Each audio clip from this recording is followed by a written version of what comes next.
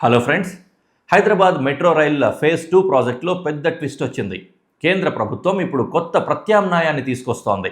అదే rapid rail transit system, అంటే RRTS. ఈ వివరాలు ఈ వీడియోలో చూద్దాం. హైదరాబాద్ దేశంలోనే అత్యంత వేగంగా ఎదుగుతూ ఉన్న నగరం. రోజు రోజుకు పెరుగుతున్న ట్రాఫిక్, పెరుగుతూ ఉన్న జనాభా, ఈ సమస్యలకు సొల్యూషన్గా వచ్చిన మెట్రో ఇప్పటికే నగర జీవన విధానాన్ని మార్చేసింది. కానీ ఇప్పుడు హైదరాబాద్ మెట్రో ఫేజ్ 2 ముందుకు వెళ్లాల్సిన సమయంలో ఉంది. ఈ సమయంలో కేంద్ర ప్రభుత్వం ఒక కొత్త ట్విస్ట్ ఇచ్చింది. మెట్రో కాకుండా మరొక కొత్త ఆప్షన్ను కేంద్ర ప్రభుత్వం ముందుకు తీసుకొచ్చింది. అదే ఆర్ఆర్టీఎస్, అంటే రీజనల్ ర్యాపిడ్ ట్రాన్సిట్ సిస్టమ్.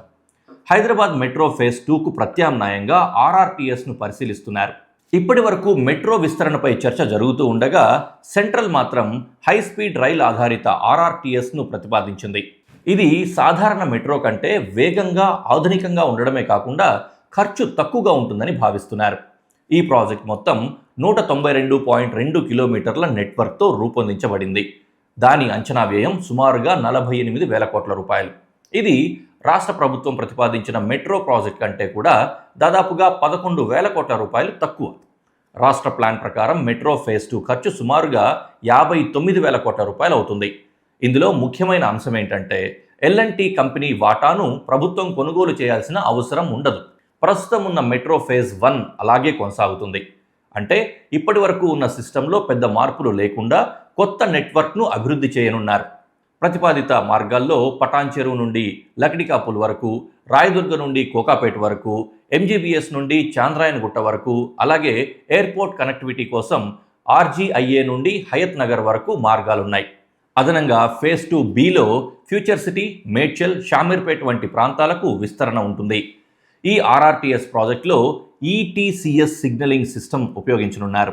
ఇదే టెక్నాలజీని ఇప్పటికే ఢిల్లీ మీరట్ ర్యాపిడ్ రైల్లో ఉపయోగిస్తున్నారు. దీని ద్వారా మెట్రో ఇంకా ర్యాపిడ్ రైల్ సేవలను కలిపి నిర్వహించే అవకాశం ఉంటుంది. ప్రస్తుతం కేంద్రం ఈ ప్రతిపాదనను రాష్ట్రం పరిశీలించాలని కోరింది. అయితే రాష్ట్ర ప్రభుత్వం ఇప్పటికే తమ ప్రణాళికలను అమలు చేసే దిశగా అడుగులు వేస్తోంది. ఇప్పుడు కీలక ప్రశ్న ఏంటంటే హైదరాబాద్లో ఈ హై స్పీడ్ ఆర్ఆర్టీఎస్ అమలు అవుతుందా, లేదా మెట్రో ఫేజ్ 2 ప్లాన్ కొనసాగుతుందా అన్నది. ఏ నిర్ణయం వచ్చినా హైదరాబాద్ ట్రాన్స్పోర్ట్ వ్యవస్థలో పెద్ద మార్పులు రావడం ఖాయంగా కనిపిస్తోంది. మరి దీనిపై మీ అభిప్రాయం ఏంటి? మెట్రో బెటరా, లేక హై స్పీడ్గా వదిలే ఆర్ఆర్టీఎస్ బెటరా? కామెంట్స్లో తెలియజేయండి. ఇలాంటి మరిన్ని అప్డేట్స్ కోసం మా ఛానల్ని సబ్స్క్రైబ్ చేయండి.